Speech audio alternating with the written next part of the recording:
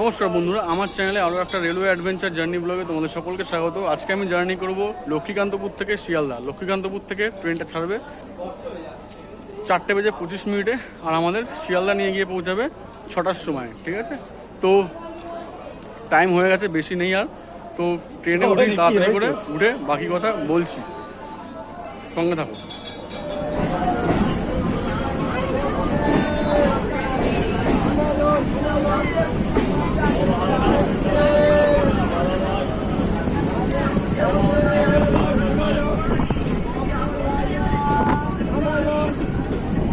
লক্ষ্মীকান্তপুর থেকে আমাদের ট্রেন চাললো পুরো তার নির্ধারিত সময় 4:25।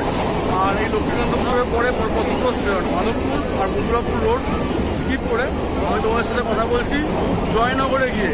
আর ট্রেনটা তো প্রচুর ভিড় হয়েছে, ভিডিও করতে একটু অসুবিধাই হচ্ছে, তো কাইন্ডলি একটু ম্যানেজ করো।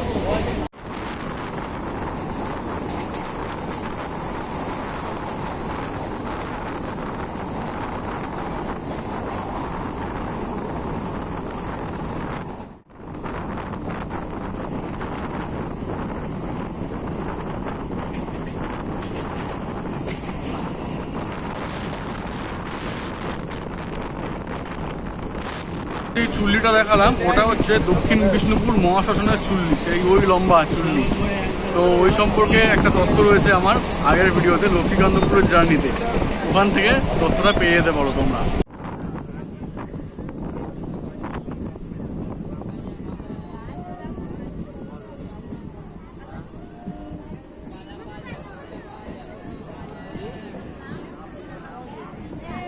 এখন এসে পৌঁছলাম জয়নগর মাজিলপুরে। ভিড়টা দেখতে পাচ্ছ কিরকম ট্রেনে ওঠা। আর এই জয়নগর মাজিলপুরের ফেমাস হচ্ছে জয়নগরের মোয়া। ঠিক আছে, আর বিশেষ কিছু বলে যাবে না, ট্রেনে ওঠা করতে হবে, ট্রেন ছেড়ে দেবে। এই জয়নগরের মোয়া তো তোমরা সবাই জানোই, শীতকাল আসছে, এরপরেই এখান থেকে সব মোয়া কলকাতার বিভিন্ন জায়গায় বিক্রি হবে, আর এখানে খুব কম দামে মোয়া পাওয়া যায়। এই জয়নগরের পরের স্টেশন আসছে বাহারু। সেই বাহারুতে গিয়ে আমি আবার কথা বলছি তোমাদের সাথে।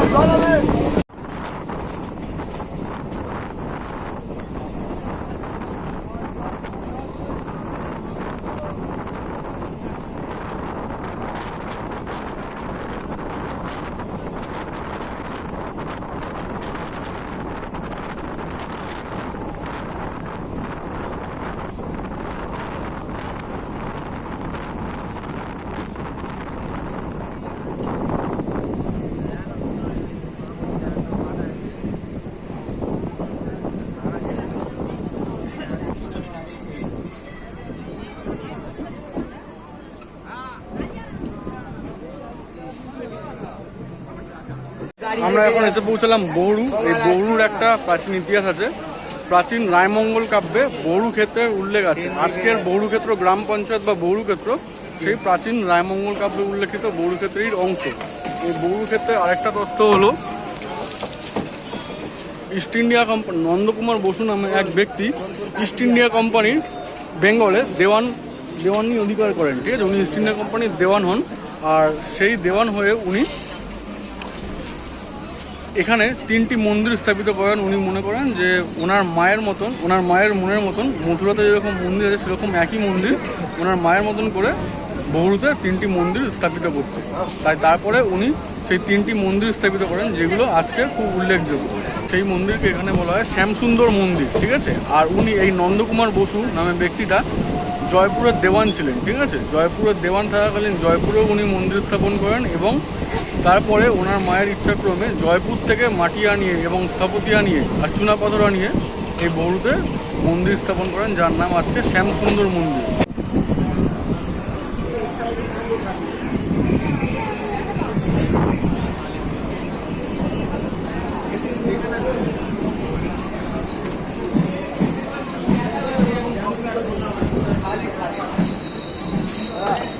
আমরা এখন এসে পৌঁছলাম দক্ষিণ বারাসাত। এই দক্ষিণ বারাসাত হলো জয়নগর মাজিলপুরের একটি গ্রাম পঞ্চায়েত অঞ্চল। দক্ষিণ বারাসাত স্টেট হাইওয়ে 1-এর ধারে অবস্থিত। আর এখানে ধ্রুবচাঁদ হালদার কলেজ আর পদ্মেরহাট গ্রামীণ হাসপাতাল এখানে খুব উল্লেখযোগ্য।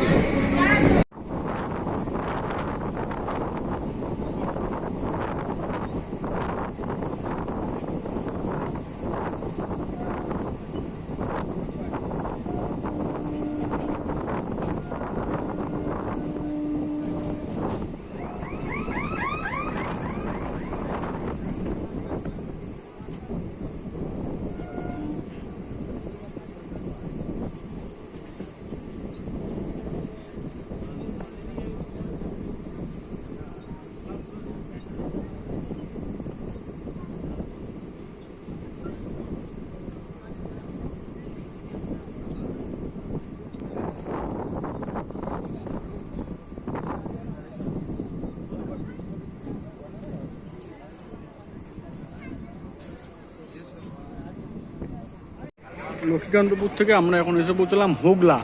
এই হোগলার বিখ্যাত একটাই কি, হোগলার এখানে পানি ফলের প্রচুর চাষ হয় আর এখানকার পানি ফল খুব বিখ্যাত।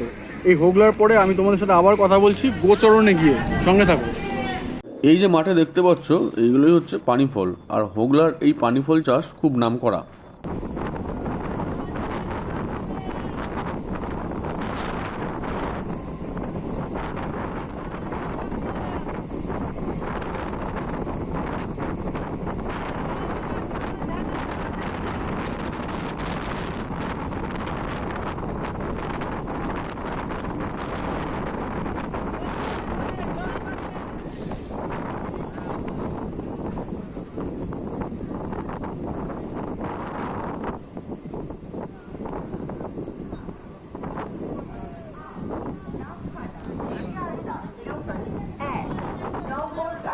লক্ষ্মীকান্তপুর থেকে এখন আমরা এসে পৌঁছলাম গোচরণ।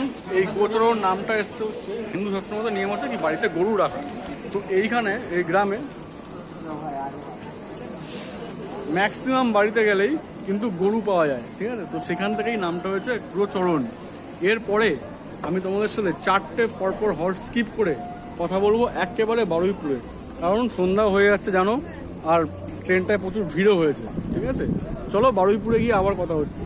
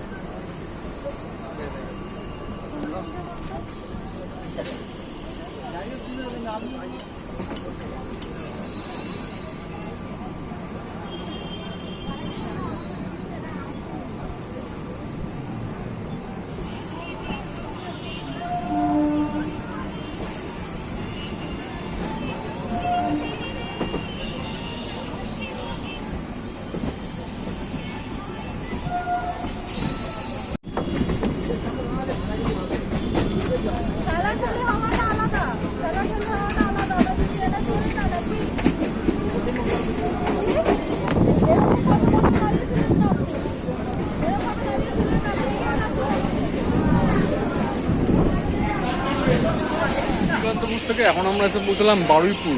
এই বারুইপুরের কোড হচ্ছে BRP। আর এই বারুইপুরতে দুটো লাইন মেশে, যাওয়ার সময় দুটো লাইন আলাদা, আসার সময় মেশে। একটা আসে ডায়মন্ড হারবার থেকে, একটা আসে লক্ষ্মীকান্তপুর থেকে। এসে মিশে একসাথে যায় সোনারপুর জংশনের দিকে।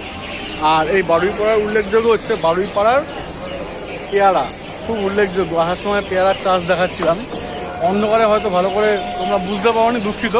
বাট আমার অন্য ব্লগে কিন্তু ওই পেয়ারার ইয়েটা ভালো করে দেখানো আছে, পেয়ারার ক্ষেতগুলো, ওখান থেকে দেখতে পারো।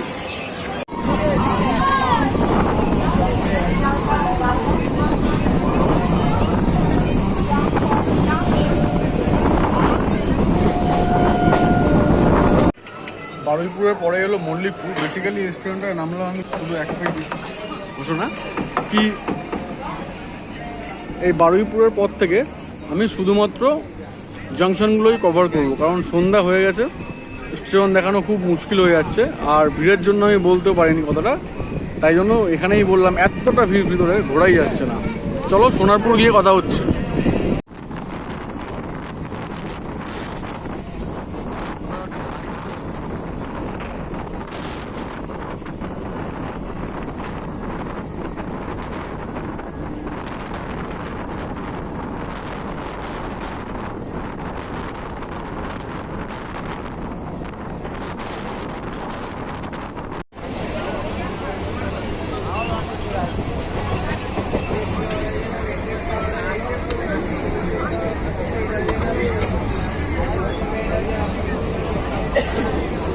এরকম হচ্ছে ট্রেনের ভিড়টা।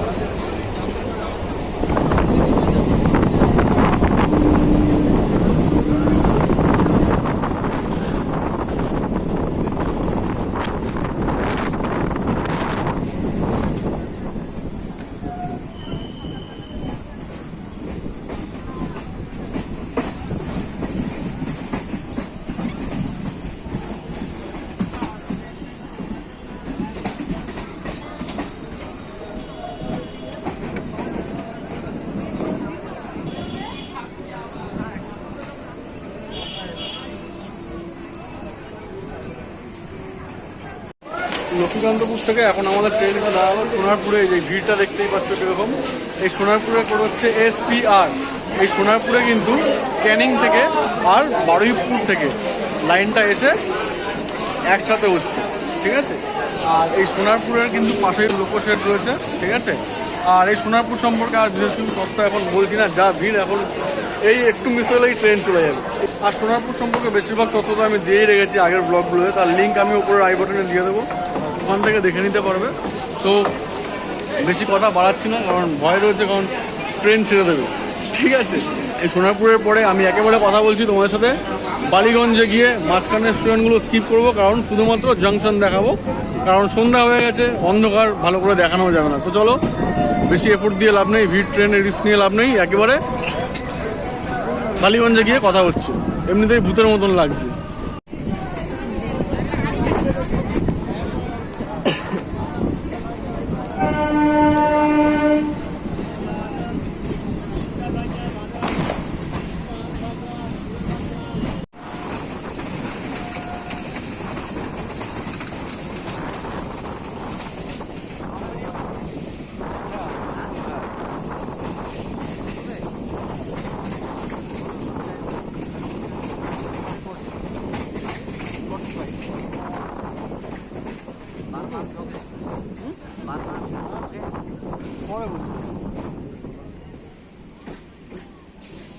লক্ষ্মীকান্তপুর থেকে এখন আমরা এসে পৌঁছেছি বালিগঞ্জ।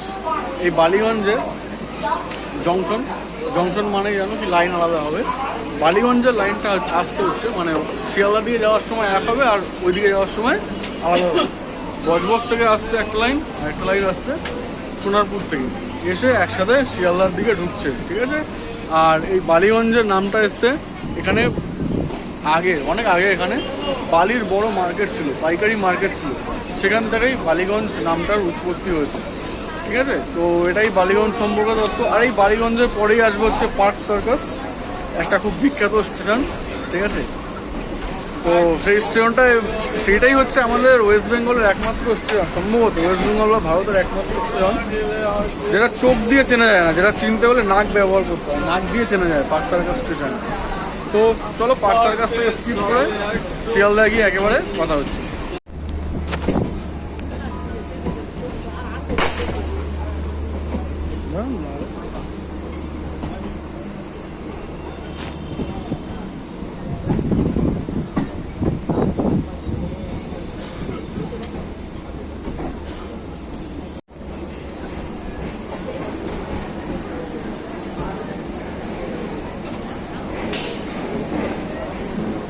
বন্ধুরা, লক্ষ্মীকান্তপুর থেকে 3:25 ট্রেনটা ছেড়ে আমাদের এখানে নামানোর কথা ছিল শিয়ালদায় 6:04, বাট নামিয়েছে 6:09।